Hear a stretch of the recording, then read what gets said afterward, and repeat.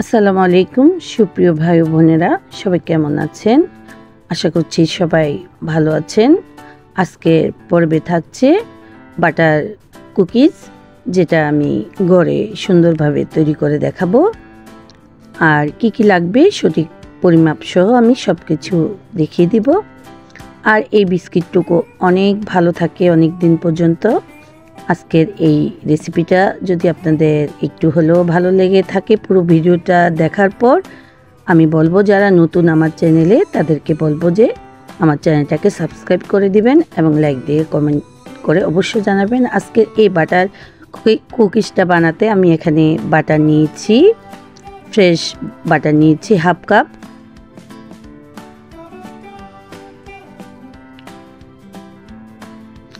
আমি বাটারটাকে একটু গলিয়ে নিব। এভাবে একটি স্প্যাচুলার সাহায্যে একটু মিশিয়ে নিচ্ছি। আর চেষ্টা করবেন ফ্রেশ বাটারটুকু দেওয়ার জন্য। আর চিনি দিয়ে দিলাম 1/4 কাপ। সামান্য পরিমাণ একটু লবণ দিয়েছি, যেহেতু আমি লবণ ছাড়া যেই বাটারটা সেটা নিয়েছি। অনেক বাটারেই লবণ দেয়া থাকে, চেষ্টা করবেন লবণ ছাড়া যে বাটারটা সেটা নেয়ার জন্য। আর চিনি, লবণ এবং বাটারটাকে ভালো করে এখানে মিশিয়ে দেব।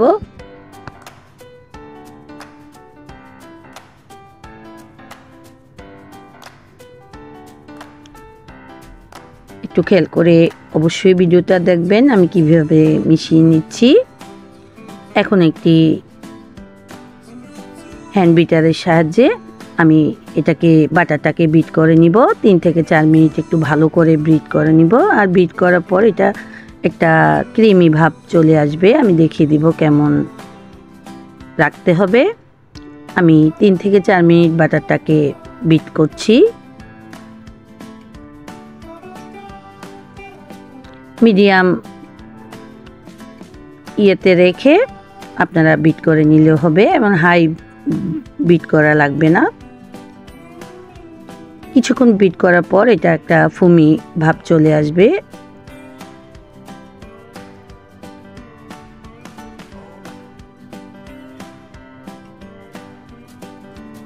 চেষ্টা করবেন একটু ভালো করে বিট করার জন্য।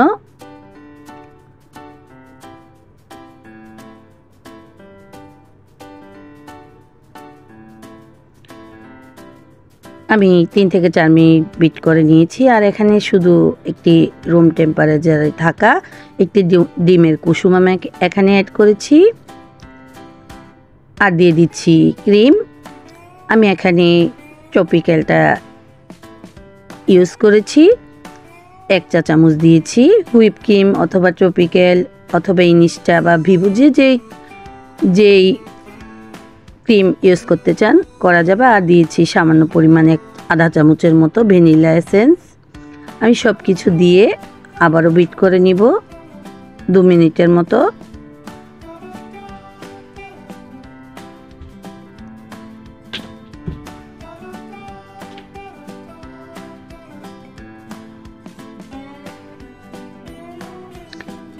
আমার বিট করা হয়ে গিয়েছে, আমি দেখিয়ে দিচ্ছি কেমনভাবে বিট করেছি। আর এখানে নিয়ে নিয়েছি 1 কাপ ময়দা, একটি চালনিতে নিয়েছি। আর দিয়ে দিব 2 টেবিল চামচ পরিমাপ কর্নফ্লাওয়ার। আমি এটাকে চেলে সামান্য পরিমাণ দিয়ে ভালো করে মিশিয়ে নিব। আমি পুরোটা একবারে দিব না।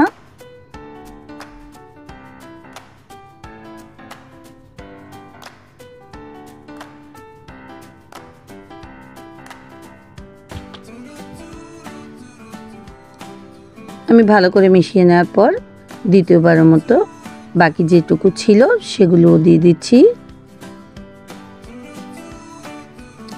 আমি আবারও ভালো করে এটাকে মিশিয়ে নিব।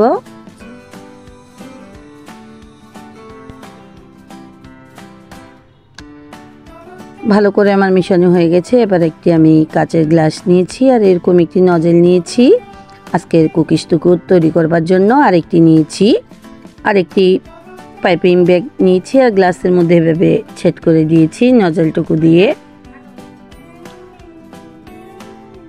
এখন আমি যেই ব্যাটারটুকু করে রেখেছিলাম সেটি পাইপিং ব্যাগে ঢুকিয়ে নিচ্ছি।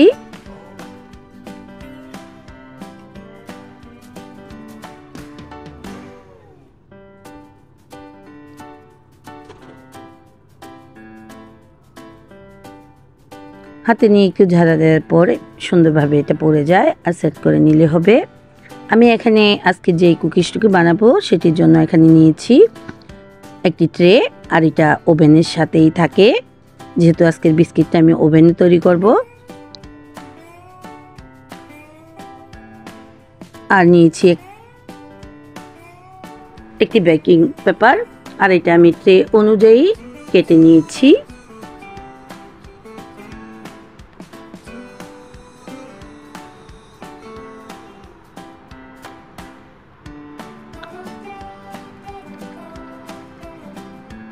এখন আমি একে একে কুকিজগুলো দিয়ে দিব। আমি কিভাবে তৈরি করছি ঘুরিয়ে ঘুরিয়ে কিভাবে বিস্কুটের মতো করে নিচ্ছি একটু দেখুন। সবগুলো আমি এভাবেই করে নিব। একটু দূরত্ব বজায় রেখে বিস্কিটগুলো দিতে হবে।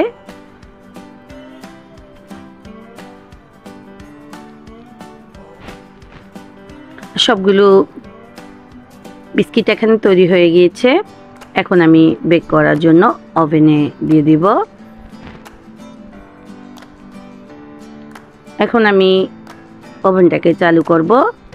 আমি 170 ডিগ্রিতে রেখেছি, আর এখন আমি প্রি হিট সহকারে 20 মিনিটের জন্য দিয়ে দিব।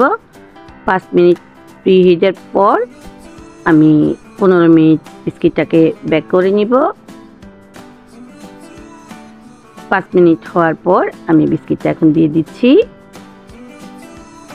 আমাকে 15 মিনিটের জন্য অপেক্ষা করতে হবে। আমি 15 মিনিট পর আপনাদেরকে বিস্কিটটুকু বের করে দেখিয়ে দিচ্ছি। আমার এটা হয়ে গিয়েছে, আমি এখন নামিয়ে ফেলবো। আর কেউ যদি চুলুতো বানাতে চান তাহলে গোল থালার মধ্যে দিয়ে একটি পাতিলের মধ্যে স্ট্যান্ড বসিয়ে আঁচটুকু কমিয়ে প্রায় আধা ঘন্টার মতো দিলে কুকিজটুকু হয়ে যাবে। আমি আবারও দ্বিতীয়বারের মতো বাকি কুকিজটুকু দিয়ে দিব ওভেনে। আমার সবগুলো কুকিজ তৈরি হয়ে গিয়েছে। আজকের মতো এখানেই বিদায় নিচ্ছি। আবার কোনো নতুন রেসিপি নিয়ে সামনের পর্বে আসবো। সে অবধি সবাই ভালো থাকবেন, সুস্থ থাকবেন। আল্লাহ হাফেজ।